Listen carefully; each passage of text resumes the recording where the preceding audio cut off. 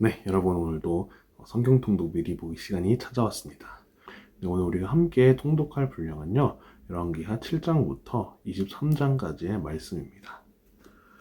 사실 지난주에 7장부터 9장까지도 분량인 줄 알고 같이 얘기했었는데 보니까 이번 주부터더라고요. 그래서 일단은 7장부터 9장까지 우리가 함께 얘기를 했으니까 10장부터 또 바로 한번 넘어가 보도록 할게요. 자, 10장 내용 한번 보시면요. 우리가 9장까지 우리가 9장에서 예후가 등장하는 걸 기억하시죠? 그 예후가 요람과 아하시아와 이세벨을 모두 죽였던 그런 내용들을 우리가 봤습니다. 10장에서도 이제 예후의 반역이 계속되는데요. 그래서 또 누구를 죽이냐면은 이제 아합의 아들 70명을 죽이고 아하시아의 형제를 42명까지 죽이게 됩니다. 그리고 그 땅에서 이스라엘 땅에서 바알 대회를 뭐 개최한다 이런 식으로 해서 바알 선지자 다 모여라. 그래서 다 모이니까 거기 안에서 이제 모인 모든 바울 선지자들을 다 죽이는 그러한 일들까지 하게 됩니다. 이렇듯 이제 어떻게 보면은 하나님께서 원하시는 그런 이스라엘 내부의 개혁을 시작을 한 거죠. 그래서 하나님께서 예후로부터 이제 4대 동안 내 나라가 그대로 있을 것이다라는 것에 대한 또 언약을 또 주시게 됩니다. 10장에서는 예후의 반역과 예후가 행하는 그런 일들을 우리가 함께 확인할 수 있을 것 같아요. 자, 그러면 11장 넘어갈까요? 11장 넘어가시면은 이제 유다 이야기로 또 다시 한번 넘어가게 됩니다. 우리가 아까 9장에서 예후가 그 유다 왕이었던 아하시아를 죽였던 것을 우리가 확인을 했잖아요. 그래서 왕이 죽게 되니까 새로운 왕을 유다에서도 뽑아야 되는 거예요. 근데 그때 누가 왕이 되냐면은 아하시아의 어머니였던 아달랴가 왕으로 등극을 하게 됩니다. 그러면서 어떤 일을 하냐면요. 이제 자신이 이스라엘 사람, 유다 사람이 아니기 때문에 유다의 그런 씨들을 다 없애버려야겠다. 이런 마음을 먹고서 유다의 모든 족속들을 다 죽이려고 합니다. 하지만 그 뜻대로 되지 않았겠죠, 당연히. 그래서 그 여호세바라는 사람을 통해서 요아스가 이제 도피를 하게 됩니다. 도피하여 숨게 되는데 결국 그 요아스와 함께 여호야다 제사장이 또 반역을 일으켜서 아달랴를 이제 무찌르고 아달랴를 죽이게 됩니다. 그런 내용들이 이제 11장에 아달랴에 대한 내용들이 있고요. 그리고 이제 11장에 요아스가 또 7세의 즉위를 하면서 여호야다 제사장과 함께 또 나라를 다시 한번 개혁하는 모습을 확인할 수 있습니다. 그래서 12장으로 넘어가시면은 요아스가 성전을 수리하는 그런 내용들을 함께 볼 수 있습니다. 그래서 여호야다와 함께 하나님께서 원하시는 방향대로 행했던, 그래서 하나님께 칭찬받았던 그런 요아스의 모습을 또 함께 살펴볼 수 있을 것 같습니다. 하지만 이후에 아람 왕 하사엘이 또 유다로 쳐들어오게 되면서 그 하사엘에게 많은 성물과 금 이런 것들을 다 주게 되는 그런 안타까운 모습도 함께 확인할 수 있습니다. 그리고 13장으로 넘어가시면은 이제 다음 이스라엘의 왕인 여호아스에 대한 내용이 등장을 합니다. 여호아스 역시도 그 이전의 왕들과 다르지 않게 하나님께 범죄하여 악하게 행한 모습을 우리가 살펴볼 수 있는데요. 그리고 그 이후에 이스라엘 왕이 요아스라는 사람이 왕이 됩니다. 요아스 역시도 뭐 그 죄에서 떠나지 않았는데요. 여기서 무엇을 또 어떤 사건이 있게 되냐면요. 엘리사가 죽음을 맞는 내용이 등장을 하게 됩니다. 엘리사가 이제 죽게 되어서 그 소식을 듣고 요아스 왕이 엘리사가 엘리야에게 했던 것처럼 내 아버지여 이스라엘의 병과 마병이여 라고 소리치면서 나아가게 됩니다. 그러니까 그 이전에도 아합 시대에도 엘리사가 워낙 많은 그런 이적들을 행했기 때문에 이미 이스라엘 내에서는 엄청난 선지자로서 인정을 받고 있는 사람이었기 때문에 그가 죽는다는 소식은 아무리 죄를 저지르는 이스라엘 왕이더라도 크게 이제 동요할 수밖에 없는 그런 상황이었던 것 같아요. 그래서 엘리사에게 다시 한번 찾아가게 되는데 엘리사가 이제 마지막으로 요시야 왕에게 이제 일러주게 됩니다. 그래서 먼저 동쪽 창을 열어서 화살을 쏴라 해서 그대로 행합니다. 그래서 이 활이 어떤 내용이냐면은 아람에 대한 9월의 화살이다. 그래서 이제 요아스 왕이 아람 군대를 멸절하게 될 것이다 라고 예언을 합니다. 그리고 화살들을 집어서 그것을 땅을 치라고 얘기를 합니다. 그러자 요아스가 그냥 3번 탕탕탕 치고 말아요. 근데 거기서 이제 엘리사가 뭐라고 하냐면은 왜 3번밖에 안 치냐, 만약에 6번이나 쳤었으면은 이제 아람을 진멸했을 텐데 3번만 쳤기 때문에 3번만 이기고 말 것이다 라는 이런 얘기를 이제 하게 됩니다. 그리고 나서 엘리사가 이제 죽음을 맞게 되고요. 그래서 결국 그 말한 대로 이제 이스라엘과 아람의 전쟁에서 이스라엘이 승리를 3번 거두게 됩니다. 그런 내용들이 13장에 있고요. 14장만 넘어가시면은 유다왕 아마샤에 대한 이야기가 나옵니다. 아마샤는요, 하나님이 원하시는 그대로 정직하게 행한 사람이었어요. 하지만 그의 조상 다윗과 같지는 않았다고 이제 말씀은 전하고 있습니다. 하지만 대신 이제 어떤 일들을 행하냐면 왕을 죽인 자의 자녀들은 죽이지 않았다. 그러니까 이제 어떻게 보면 자녀들을 되물려서 뭐 우리나라에 그런 거 있잖아요. 3대를 죽여라 이런 것처럼 그런 죄가 자녀들에게까지 이어지는 것을 이제 막은 이런 모습들을 또 아마샤로 통해서 확인할 수 있고요. 그 이후에 소금 골짜기에서 에돔 사람 10,000명을 죽이는 그런 전쟁에 승리하는 모습들을 또 확인할 수 있습니다. 그리고 아마샤 죽음 이후에는 여로보암 2세, 이스라엘 왕 여로보암 2세에 대한 내용도 있는데요. 여기서 이제 여로보암 2세 왕은 역시 이스라엘 왕답게 하나님의 뜻대로 행하지 않습니다. 하지만 제일 가장 오래 왕에 있던 왕으로 기록이 되어 있습니다. 그리고 또 어떤 내용이 있냐면요. 우리가 잘 아시는 요나 선지자 아시죠? 네, 그 요나 선지자가 여로보암 2세에게 가서 하맛 어기부터 아라바 광야까지 영토를 회복할 것이다 라는 그런 예언을 했다는 이야기들이 함께 있게 됩니다. 그 15장으로 넘어가시면 이제 정말 많은 왕들이 등장을 하게 되는데요. 먼저 아사랴, 여기서 아사랴로 등장을 하는데 이제 다른 곳으로 보시면 우시야 왕이거든요. 우시야 왕도 아버지 아마샤처럼 정직하게 행했어요. 하지만 역시 산당을 없애지는 않았고요. 그리고 아사랴 왕은 마지막 말년에는 또 나병에 걸리는 모습, 그런 내용들도 함께 기록이 되어 있고요.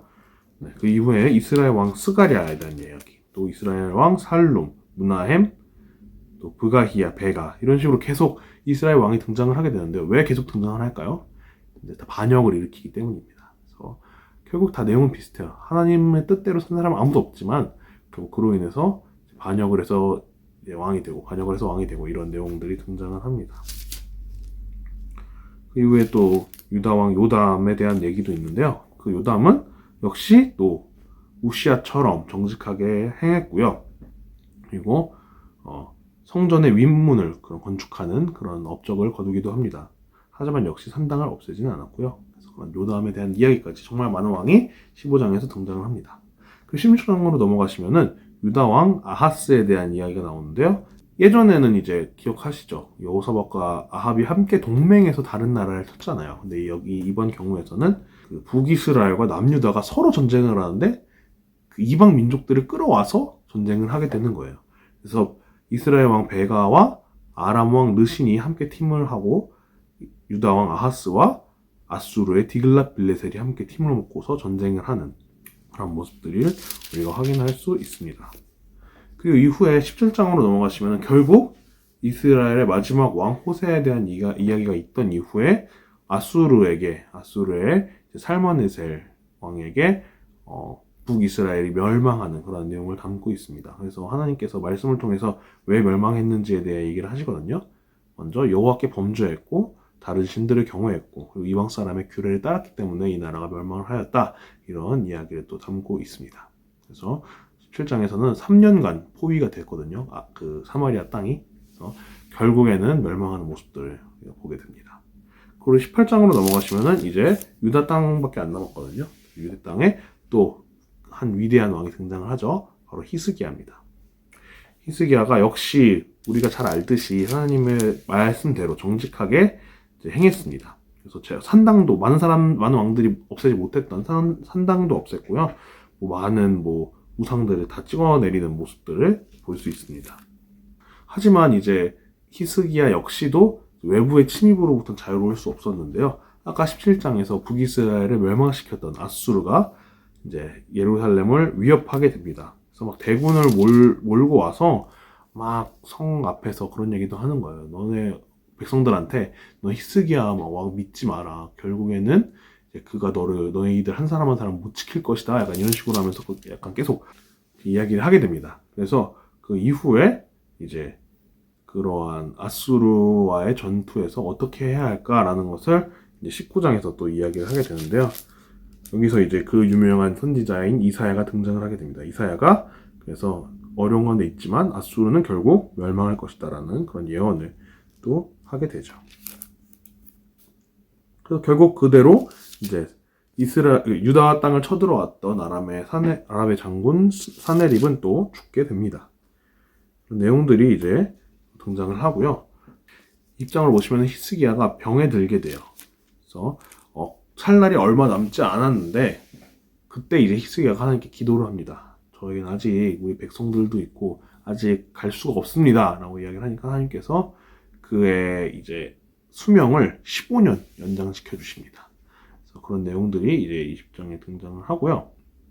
그리고 이어서 어떤 나라에서 히스기야가 아프다는 이야기를 듣고 문명을 보내는데 바로 그것이 바벨론 왕입니다.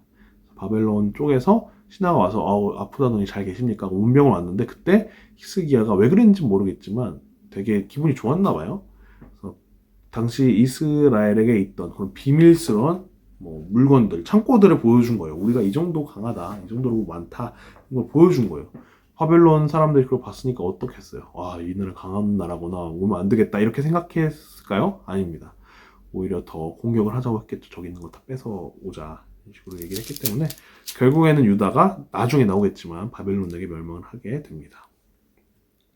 21장으로 넘어가시면은 이제 히스기야 이후의 왕인 므낫세 왕을 우리가 함께 살펴볼 수 있습니다.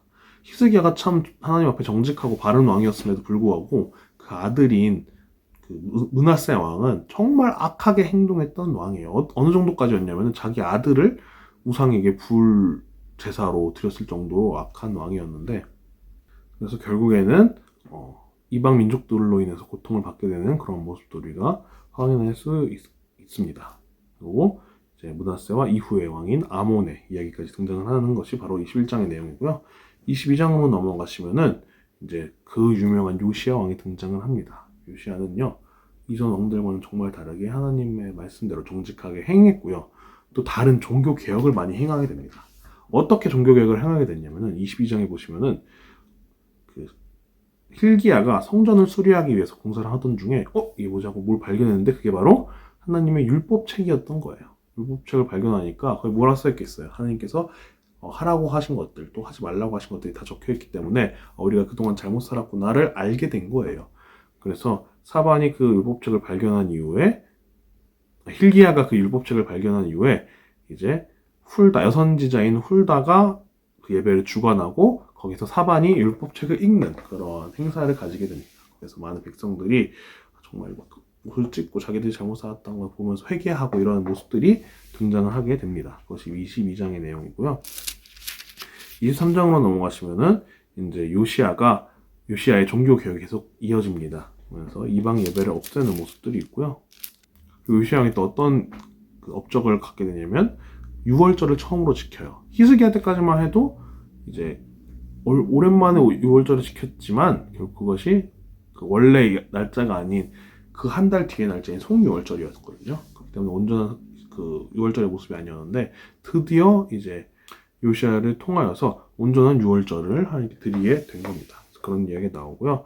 하지만 그 요시야 왕이 바로 들고가 다른 이방 민족을 치기 위해서, 공격하기 위해서 나아가던 중에 이제 거기서 나서서 함께 전쟁을 하다가 전사를 하게 됩니다. 네, 이렇게 해서 이번 주 함께 통독할 분량을 모두 한번 살펴보았습니다. 이제 또 여러 왕들이 등장을 하는데요. 좀 정신없을 수 있겠지만 그래도 함께 읽으면서 간단하게 정리해 나가시면 너무 좋을 것 같습니다. 그럼 이번 주도 열심히 성경 읽는 우리 친구들이 되기를 바랍니다. 화이팅!